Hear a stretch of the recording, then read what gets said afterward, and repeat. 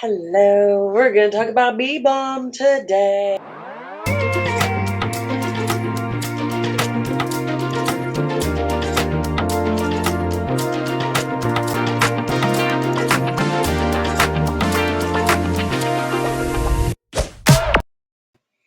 Hello there.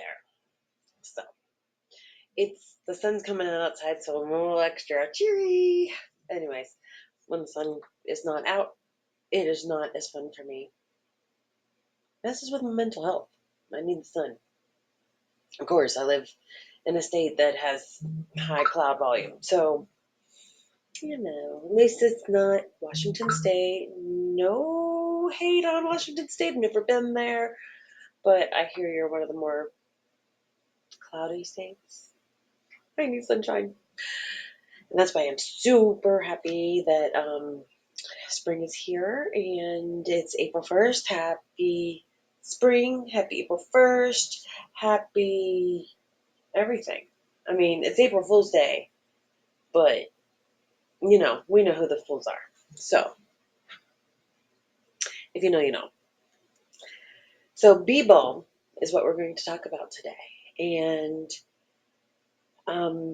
as always, remember, do your own research. I will put links in the description below so that you can kind of look into it more, because I'm only going to hit on the highlights that I feel are interesting, necessary. You might have a different part of it that you find more interesting. So you can go and look there. Talk about the history, what it looks like, its benefits, kind of how to use it. I think this one includes some things about like taking care of it. Not everyone does. I'm reading off the screen so that I have everything organized. I'm not reading, I'm referring to. Sometimes I do read it because I like what I write. Anyway, on to Beebalm. All right, Beebalm. It's also known as Monarda. I've never heard it called that before. Have you? Let me know down below. So it offers various health benefits, including antimicrobial properties that help treat cold and flu and some digestive issues as well. We'll talk about a lot of these. It also can be used externally for minor wounds and skin irritations, making it a versatile herbal remedy. So, scientifically, it's known as Monarda didyma, maybe. It belongs in the mint family, the Lamaceae family. It is native to North America. This herbaceous perennial is celebrated for its striking, showy flowers, ranging from red and purple to pink. And sometimes you can see it in white. It is a compact plant. It only grows 2 to 3 feet tall, forming clumps spread gracefully across garden beds. Its aromatic leaves, with a slightly serrated edge, emit a distinctive spicy sweet fragrance when crushed, a trait that delights the senses and hints at the plant's potent bioactive chemicals. Mm-hmm. We'll get to those compounds soon. Bioactive compounds. The historical significance of Beebalm, particularly its use by Oswego Native Americans and various other Native American tribes, is fascinating. You can find it usually as Oswego tea in the store, and it played a significant role in American history. So, it gained its prominence during the Boston Tea Party. I didn't know. As a symbol of resistance and a shift towards embracing native plants, it represented an important political statement against British taxation policies. Oswego tea became a patriotic alternative to English tea, marking a significant moment in American history where native plants like Beebalm played a key role. So, I talked about it, we mentioned its compounds. So the compounds that the plant contains: antioxidants, analgesics, antibacterial, antifungal. So it has carvacrol, thymol, rosmarinic acids, and all those have antioxidant, anti-inflammatory abilities. So it's used to boost digestion, make natural fragrances, prepare herbal shampoo, um, improve skin health. You can use it in a face mask. Um, the flowers can be used to garnish cakes, vegetable salads, and fruit salads. It's really pretty. The plant's dry leaves can be used for a tea and a substitute for mint, because one of the words for it is also horse mint, and I didn't know that they were the same thing. The Beebalm has a lot of names. We're going to get to more. So it has properties that combat oxidative stress, antioxidants, anti-infection characteristics, aids in digestion issues, relief for menstrual discomfort, support for respiratory well-being, promotes skin health and oral health. It alleviates anxiety and stress, helps with insomnia, promotes urinary tract health, and enhances immune function. So we've got the essential oils, and usually when you find it as an essential oil, it is actually called bergamot. And I did not know that either. I didn't know they were the same plant. So, boom, lots of learnings being done. So Beebalm contains an essential oil, including thymol and carvacrol, contributing to its aromatic properties. Okay, so the flavonoids, those are the antioxidative properties, supporting overall health. It has monoterpenes. Those are in essential oils and contribute to the plant's fragrance. Metannins provide astringent properties, particularly influencing its medicinal effects.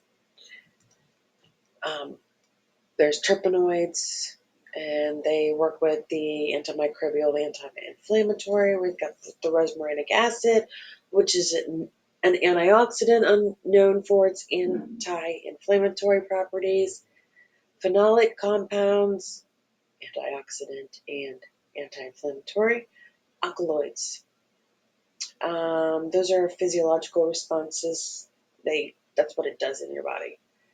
Vitamin C, so that's important.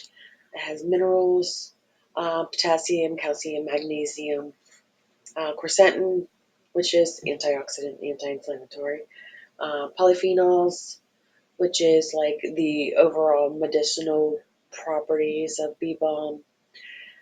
So all those things support immune health and respiratory health. It also aids in digestion. We talked about anti-inflammatory, stress reduction. The terpenoids and essential oils have the antimicrobial activity against certain pathogens. So it helps with skin health, headache relief in the aromatherapy aspect of it, menstrual discomfort because it has anti-inflammatory properties. It helps with blood circulation, oral health because of the antimicrobial. So antifungal, it's got antispasmodic, anti-anxiety, cardiovascular support, pain management, um, antiviral protections. Let's see. The thymol is the specific one that has antiseptic abilities, making it effective against like bacterial and fungal pathogens, and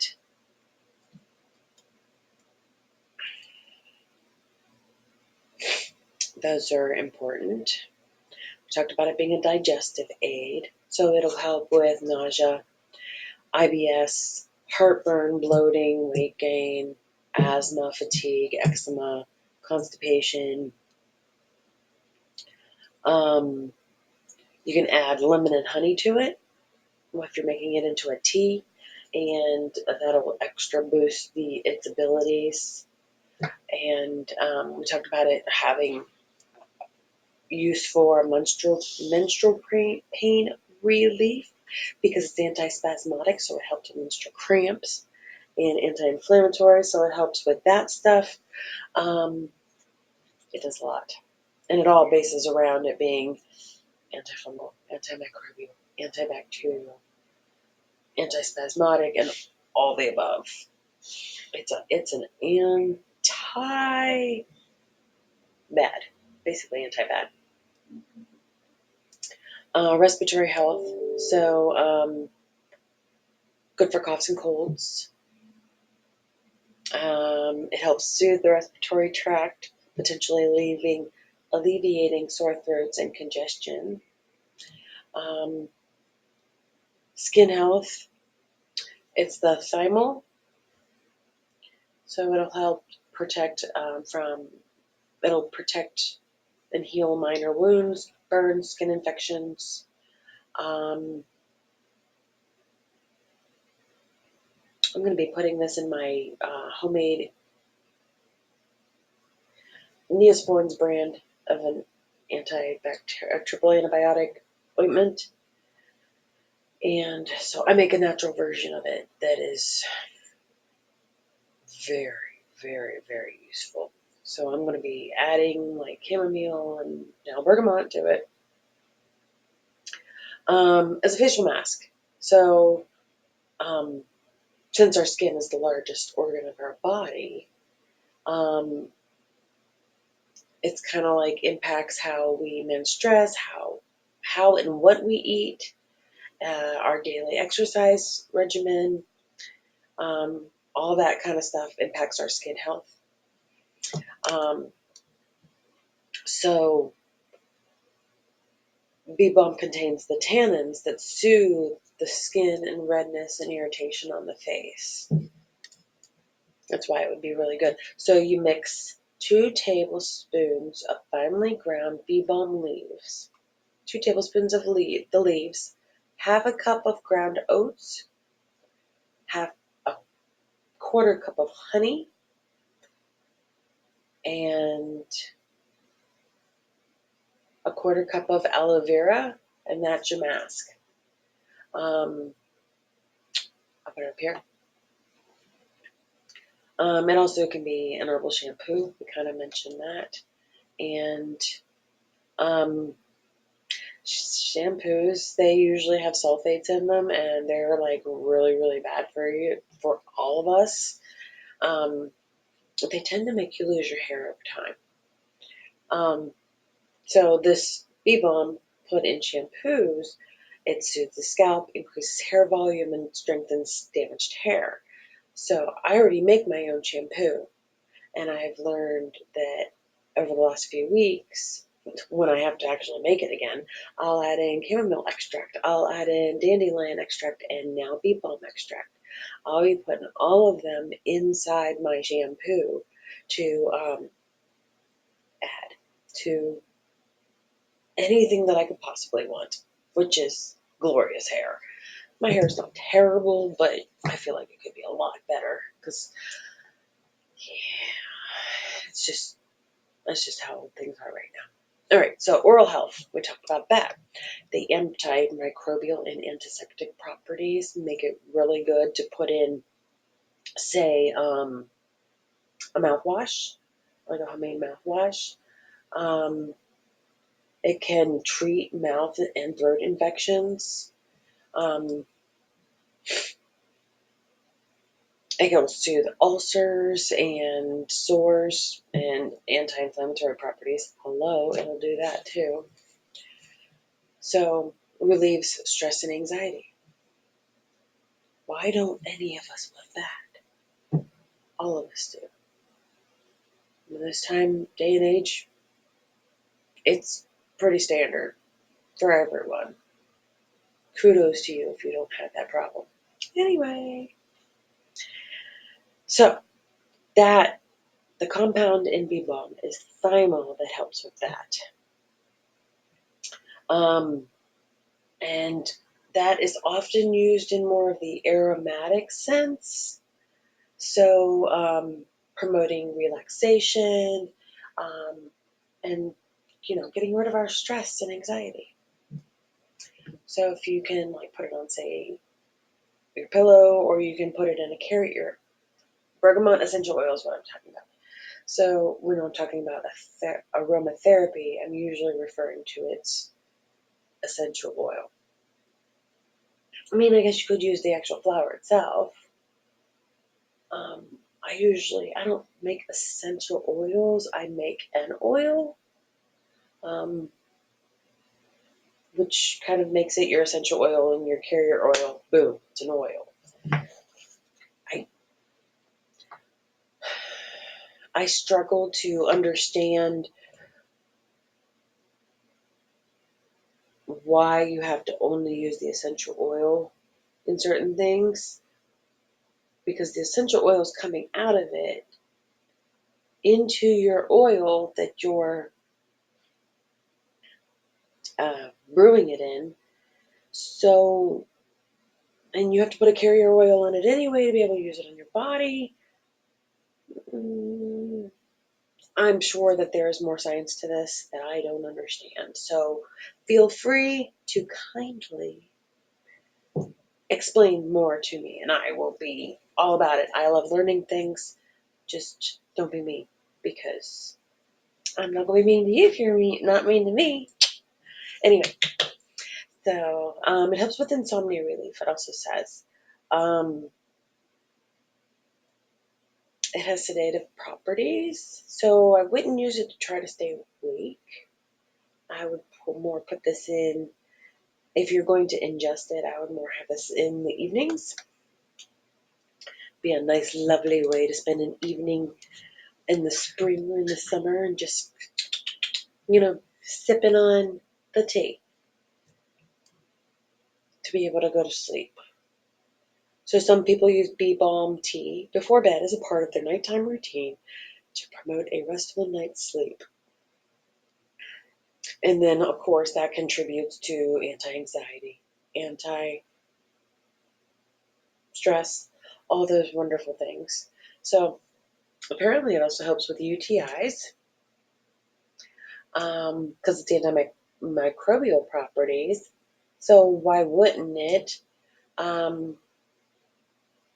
And it'll help with things like E. coli as well. So it also may function as a diuretic, promoting the flushing of the urinary system, which can help clear bacteria more quickly, kind of like a cranberry juice drink. So you could put Beebalm tea and cranberry juice, mix up deliciousness, formulate things. Don't just have everything plain. Actually, explore flavor combinations. It is very beneficial to our bodies to formulate things, let everything kind of work together. And say you have two anti-inflammatory herbs, and you put them together, and they're going to be like pow pow for your whole body, whatever you're treating. It's going to hit it in a different way, because each thing kind of hits a certain part. Say you have a sore throat, okay? Not a very good example, but say you have a sore throat and you're going to use the Beebalm. So you're going to use it for the antimicrobial, antiseptic, and anti-inflammatory properties of it. But then you also say it's sore, right? So it's going to heal it, but then you also, in the meantime, kind of want to numb it. You could use the spilanthes, the toothache plant, and tincture that up, and add your Beebalm and your sore throat, and I call it sore throat spray because I already make a sore throat spray. Your Spilanthes and Beebalm. So not only are you getting the antimicrobial from the Beebalm, you're also getting it from the Spilanthes and numbing it at the same time. It works really cool. I should do one on Spilanthes. I think we're going to do that soon. Okay, so it helps with UTIs by getting rid of bacteria and keeping the inflammation down, which is what causes the pain. Excuse me. Allergies. I need to fix that. I know how. Just haven't done it yet. All right, so it supports the immune system. It helps your body fight illness and infection. Any of these herbs are more than likely going to prevent most illnesses. So they're all anti-inflammatory, all of them. 90% of them. Most of them are antimicrobial. Most of them are antifungal. Most of them are antibacterial. So basically, if you're taking one thing today and a different thing tomorrow, they're all kind of preventing you from getting sick over time. We're still going to unfortunately get sick, but getting sick is not always bad because then it builds up the immunity and it works. There's a whole lot of things. We don't want to be free of germs because germs are the way our body learns how to defend itself. So it may not feel good, but that's why we have these herbs, because it fixes it and your body builds an immunity. So see, I wrote down all this stuff, and a lot of it is repetitive. So it also has expectorant properties to it. So like it will calm, like it'll loosen and expel mucus from the lungs and throat, reducing cough and congestion. So it might make you cough some. That's what an expectorant does, but it makes it more words productive so that like you get over it sooner. The pleasant aroma, and for your oral health, it'll take away your bad breath.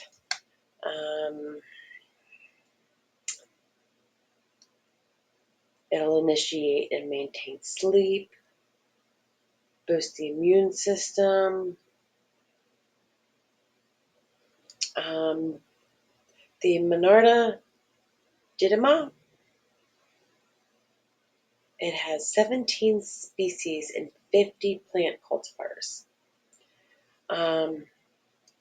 All of them in North America. I guess you can grow them otherwise, but this is where they originated. So you can kind of call it Monarda, Beebalm, bergamot, oswego.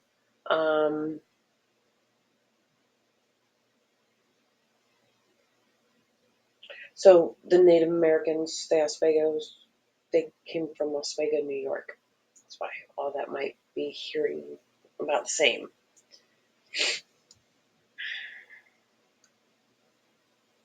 So it is a perennial, so it'll come back every year, and mine is starting to come back. I see it. I'm so excited about it.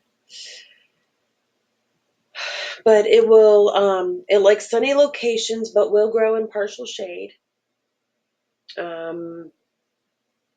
Usually found in the plains. It can grow up to 5 feet tall, even some of them, in the North American plains.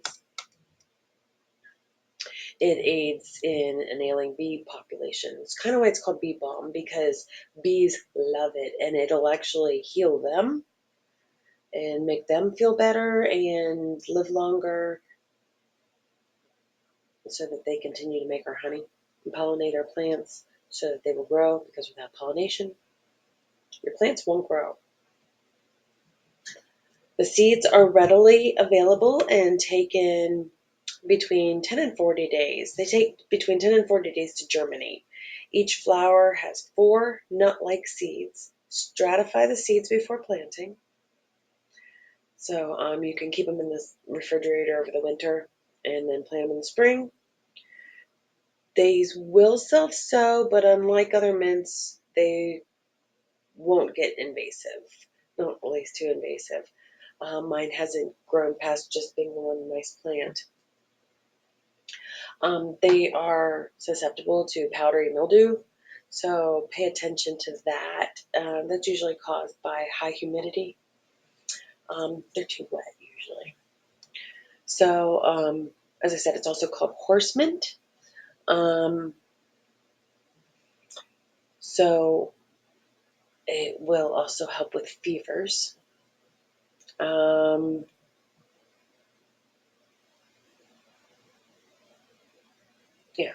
Help with dental issues, toothaches, gingivitis.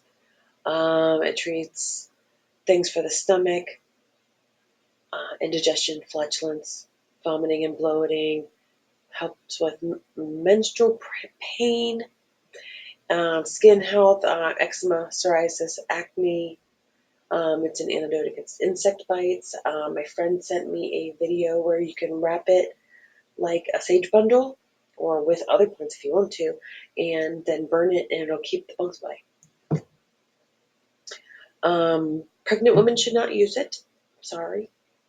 Pregnant nursing mothers should not have it. You cannot use it if you have a thyroid problem. There's culinary aspects.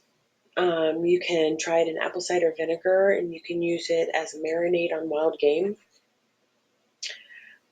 Crystallized flowers can be made ahead and used as cake decorations. You can make sugar to put on scones and cookies and give them a whole new dimension. You can find recipes for, usually I think it's called Monarda when you're cooking with it, for jellies, sorbets, syrups. Adds a little spiciness rather than mintiness. Adding orange peels to your tea will enhance the bergamot flavor. So back to the growing of it. Sorry I didn't put these things in order today. I don't know what's wrong with me. So it prefers rich, moist, and well-drained soil, and it likes organic compost. Regular watering is essential, of course, as with anything, but it is fairly drought resistant. I feel like if you want to go on vacation, it's not going to die. That would be great. Full sun encourages the best flowering of it and flavor production.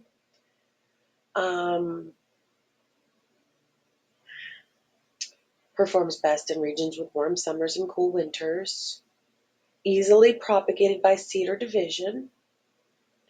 Dividing clumps in early spring or fall helps maintain healthy growth and ensures a continuous supply of fresh aromatic leaves. So one of the things that I didn't get to mention, it's anthelmintic. So anthelmintic means it gets rid of worms, basically. So like if you're out of echinacea and somebody needs to, okay, so I used it on my cat. When I talk about echinacea, I'll put it up there in a card. When I talked about echinacea, I talked about how we made it into a tea, added catnip to it, and my cat drank it because she had a black fly up her nose. So within 24 hours, because echinacea is an anthelmintic as well, it removes worms or parasites, basically. She sneezed it out. It came out all by itself, and it hadn't up until that point. And we did everything. Oh, so thankful for anthelmintics. And now I know another one because I didn't know that about it ahead of time. So it is a fabulous plant. It is useful for so many things. Highly recommend you planting it. Pollinator friendly. Can't go wrong. I will, as I said, put the links down below that I gleaned my information from. Oh, I found even more information. I didn't put these in order this time. I think I was in a hurry. Regulates blood sugars, cholesterol management, circulatory health, cognitive enhancement, mood support. There's a lot of information. Maybe I'll stick this on my website. The website itself, I do not have handy at the moment. It's a Wix site, and then the Herbalist Garden. I'll put that link down below too. So I'll put all this information on there, and then you can read everything that I didn't have time to. Thank you so much for learning with me today. I appreciate you being here. We can even revisit this another time. Have a great one. Like and subscribe. I appreciate you. Thanks for learning with me.